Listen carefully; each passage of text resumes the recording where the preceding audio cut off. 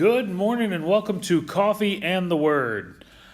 I woke up this morning and what I do every morning, I grabbed the verse of the day and started meditating and started thinking about it and started wondering what it was I wanted to say about it. And so the verse of the day comes from the Psalms, Psalm 68, verse 19. And it says, "Praise be to the Lord, to God our Savior, who daily bears our burdens." And I don't know about you, but I'm really good at burden bearing. And I don't mean I'm really good at it in that I do it well. I mean, I'm really good at it that I keep adding more to it. That's what I mean. I'm really good at giving myself more than is mine to carry. And so I found it interesting this morning when I read this verse. It says, "Praise be to the Lord, the God our Savior, who daily bears our burdens." And immediately I thought of Matthew 11, verse 28, where he says, "Come unto me, all you who labor and are heavy laden, and I will give you rest. Take my yoke upon you and learn of me, for I am meek and lowly in heart, and you shall find rest for your souls." Another way to say take my yoke is take my burden. In other words, your burden, I'm going to give you rest from. I'm going to give you peace from. My burden is light and easy. And so I thought about that, and I think about all the things that I put on myself. And I think about all the things that I know that you put on yourself. We put all kinds of pressure on ourselves. We put the pressure on ourselves to be good. We put the pressure on ourselves to do good. We put the pressure on ourselves to solve our problems. We put the pressure on ourselves to solve everybody else's problems. We put the pressure on ourselves to argue what the right way to solve the problem is we are inundated with all kinds of burdens. We worry about and we burden ourselves with who people are, what people are doing, what people should be doing. And I'm telling you all this because I'm the worst at it. And I'm not even good at burden bearing in the sense that I'm good at solving it. I'm really good at getting heavy laden, as Jesus calls it. And so when I read this verse, "Praise be to the Lord, to God our Savior, who daily bears our burden." Listen to the next verse. "Our God is a God who saves. From the sovereign Lord comes the escape from death."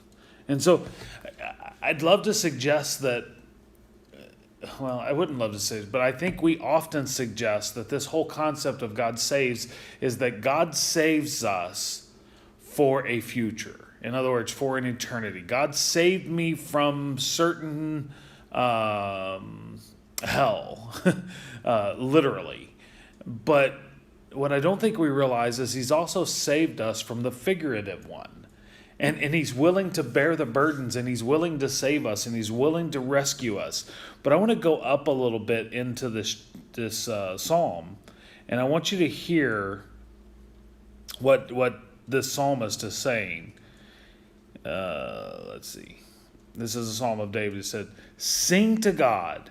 Sing in praise of his name. Extol him who rides on the clouds. Rejoice before him. His name is the Lord. A father to the fatherless, a defender of the widows, is God in his holy dwelling. God sets the lonely in families. He leads out the prisoners with singing, but the rebellious live in sun-scorched land." And so David is laying out what I think is the key to burden dumping. He's like, sing to the Lord. I think one of the things that prevents us from really giving these burdens to God and thinking we need to take them on ourselves is we don't want to burden anybody else with our burdens, right? And the thing that we have to remind ourselves is that God is bigger than us. God is wiser than us. God is stronger than us. It's perfectly reasonable. In fact, it is biblical to cast all your cares upon him, for he cares for you. you carry too much. And you definitely carry the wrong things. And so when we read this verse today, that the God bears our burdens, maybe it's time we start giving them to him. We've been talking about prayer the last couple of days, and I was going to continue talking about prayer when I ran into this, and I realized one of the things that's probably making a real, true prayer life difficult is that we are overwhelmed with all of the to-dos that we have.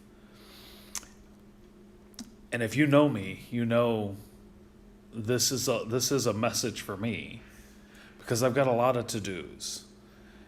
And it's time for me to get rid of the to-dos and get the ta-da. God carries our burdens.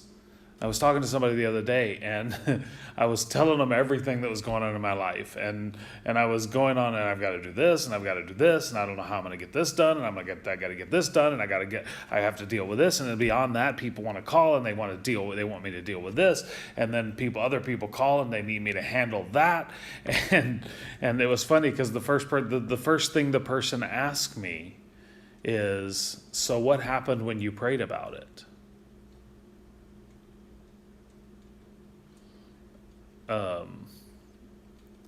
I don't know. And I was too busy.